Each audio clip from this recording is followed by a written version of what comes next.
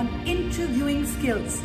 I wish when I were in college or when I had entered the workforce, I had someone who gave me the tools, the techniques, or the tricks on how to give a good interview. So here goes. We wanted to make a video for you because we care and we are here to support you and encourage you in your journey. So this video is for whether you're a school goer, a college goer, a young adult, even for parents. Because parents need to help their children develop skills on how to give a good interview and crack that job that they're looking forward to.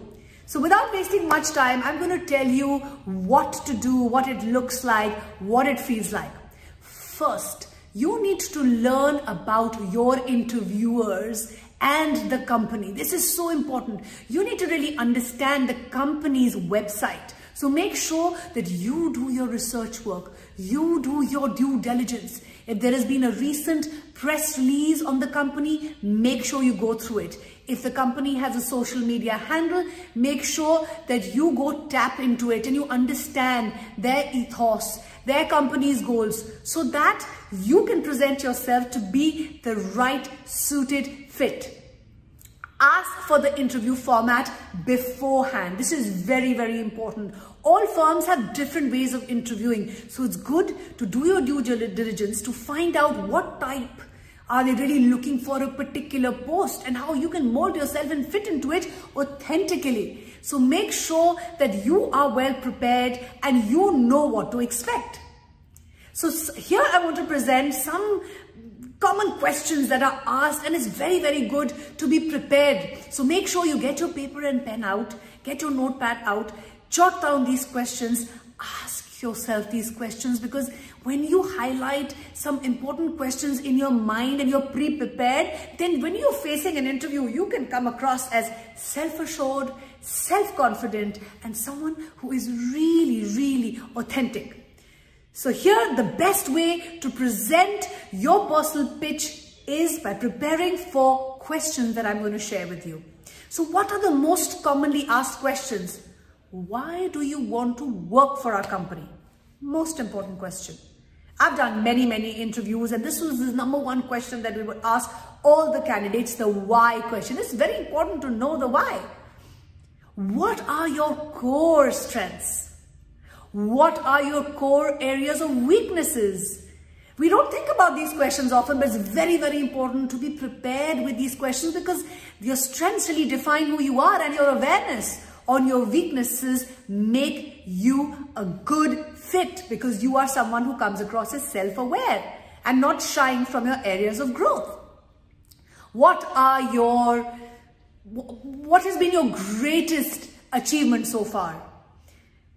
And again, it's very important for you to think of questions like, how would your last supervisor describe you if you've been in the workforce before? Why should we hire you? Very pertinent question. Why did you leave your last job? Is a question that is commonly asked. Explain a challenge that you faced and how did you overcome it? Did you read our job description? If yes, tell us why do you think you are the most suitable candidate.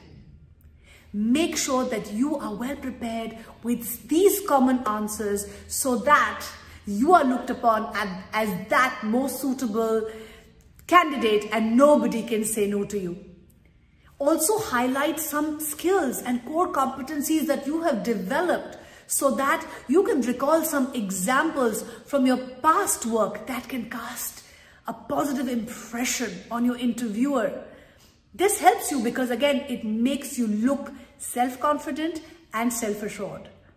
I'm going to tell you a very, very fun technique. Use the STAR technique. Answer questions using the STAR method, and I'll tell you what that means. Basically, expect the employer to ask you about how you used your earlier knowledge, your skills, your strengths in your previous jobs, how you applied it, and use stories to use the STAR method. So what is the STAR method? Basically, S stands for situation. Describe a specific challenge you faced. Task. Explain your role in the situation. A. Action. Detail down the steps you took to overcome that challenge. How you did it. The result, the R in the star is the result. Explain the results that you achieved with your hard work, with your undying belief and your grit, and include something that you learned. Ask for help to practice your answers. This is so important. Before I made this video, I had my points noted down. So it's not like I just woke up and got ready and said, okay, fine, I'm going to make this video. No, you have the magic wand really is where you have to practice your answers so that when you're presenting yourself, you're exuding with confidence and self-assuredness. An effective way to do that is speak out loud. Speak to the mirror. Ask a trusted friend or a family member to quiz you, to ask you questions so that you are well prepared and your mind tells you you have already been there and it's not too daunting for you. And ask for constructive feedback. This is the most important part. When you sit in front of a parent or a friend, ask them to give you constructive feedback so that you can improve and you can feel more relaxed because you would have practiced. Prepare a reference list. This is so important. Your interviewer might ask you for a reference list, so you make sure that you've tapped into your previous contacts and told them about your interview so that if they are contacted, they have things to say about you. Also, come prepared with your work examples. It is so important. So many interviews I've done, but people fail to give real life examples. So think about these examples. And during the interview, you will be asked these questions. And the best way to connect is through your stories. And I know that storytelling is something that doesn't come naturally to all of us, but practice helps you become a storyteller. So make sure you organize your story. You organize your thoughts. There is a logical sequence to whatever story that you are telling, and make sure that it is compelling. Have smart questions for the interviewer. Nothing impresses them more. Ask them questions like, can I know some of the daily responsibilities of this position? What qualities would you expect in someone successful in this role? How do you measure performance in your company? Ask them to give you examples. What departments does your team interact with regularly to get an understanding of whether they stand for teamwork and collaboration? How does the process work? Ask them. And ask them, what challenges are you currently facing? After preparing for the interview, you can be successful by following these simple, basic, practical tips. So what are they? Make sure you arrange your interview dress the night before. Don't wake up last minute and expect to be dressed and turn out well if you've not done that hard work.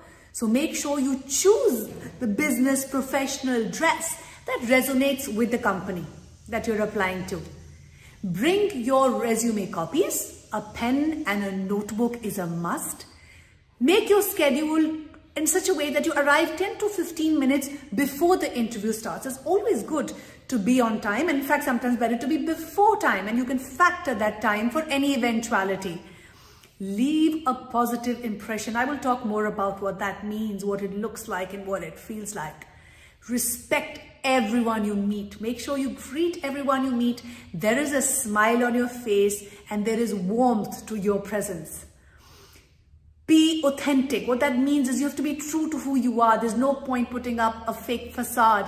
Be true to who you really are. And with all the preparation work that you would have done, you would definitely be feeling more confident and prepared for the interview. Be honest. Be truthful in your answers. Even if there's something that they ask that you don't know, be truthful and say, I don't know, and I can get back to you. So again, that authenticity must come through. Relate your answers to your accomplishments, your skills, and your strengths. And you would have done that hard work by preparing before, so you will have the answers. Be conscious and focused only on your answers. Because after all, you are going to be casting an impression and they will be judging you according to the way you'll be conducting yourself. Speak positively about your former employers. This is so important and we're not told these things. So let me tell you a little bit more about what does it mean really to leave a positive impact, cast a positive impression. Be mindful of those little things. Maintain a smile. Nothing speaks louder than your body language. So make sure shoulders back, neck up, chin up. You know how when we were in school, we were told to do this? So make sure that even if you're not feeling it, but if you just put your shoulders back and you take a deep breath and you make sure that your chin is up, your neck is straight enough, and you're looking confident, you will automatically start to feel confident, because again, your body language speaks louder than words, and you're being assessed even before you're really speaking, because your body language, your facial expressions, your eye contact are giving enough cues to your interviewers. So make sure they are positive and make sure that you are casting a really profound impact. Respect everyone you meet. This is so important. Some interviewers actually ask for feedback from other staff members. So this includes desk staff, security personnel, people that you've interacted with. So make sure, again, from a place of authenticity, you smile at people you cross. People you can greet somebody, you can say hello and acknowledge them by even just smiling at them. This sometimes really influences your hiring decisions. So make sure that you continue to build those connections with whoever comes in close contact with you. Again, be confident. This is a game of confidence, and confidence will come with you being prepared for the interview, and that is so important for you to keep focus on keeping yourself, your body language absolutely confident, making sure that the answers that you have prepared earlier are at the back of your mind, and make sure that you sit up all the time. Just the way I'm sitting up right now, demonstrating to you that it is very important that sometimes you may not be feeling it, but if you practice it, you will exude it. That self-confidence will come through, and of course we all feel anxious. Inside you can feel your inner vibration, and you get jittery, and sometimes your body trembles because of anxiety, and all of that is natural. All of that is okay. I face it too. So many times when I sit in front of the camera and I have to make a video, I quiver inside. But if I've prepared better, if I have my talking points ready, if I have done my practice in front of the mirror, I've done that so many times that I talk out loud. If I have a speech to give, I just go in front of the mirror, practice it, put my family members in front of me and do a practice run. So yeah, you will feel the stress, you will feel the anxiety, but you have to deal with it positively. And if you cope with it well, you'll be able to do well. So take deep breaths, inhale positivity, exhale positivity. Make sure that again, you are feeling confident inside, because that whatever you're feeling inside will come through on the outside. And when the interviewer offers you a handshake, stand up straight, make sure again, smile, eye contact, chin up, shoulders back, and a firm handshake will go a long way. Be truthful in your answers. This is so important, and I wish I've taken a lot of interviews. I can't count them on my tips how many thousands that I have interviewed, but one thing that I have always valued and cherished is if there is truthfulness in the candidate's answers. So make sure that it's tempting sometimes to talk about our achievements in an exaggerated manner and go on and talk about our accomplishments which don't seem to match your profile completely. So again, I respect honesty, and I respect the fact that it's very important if you stay focused on your strengths and be honest about your areas of growth, your areas of work, and how you're managing it and how you're constantly learning and growing. I wish somebody told me this tip, so this is a good one. So remember to be authentic and be honest and truthful in your answers. Relate your answers to your accomplishment and skills in a manner which is again relatable. So it has to be real and it has to be authentic. And like I said, be concise and focused only on your answers. Some of us without practice tend to ramble on too much, or we don't stay focused on the question asked, and guess what? It's human nature. The interviewer may just lose interest. Speak positively. Speak confidently and Speak good things about your former employer. This is so important.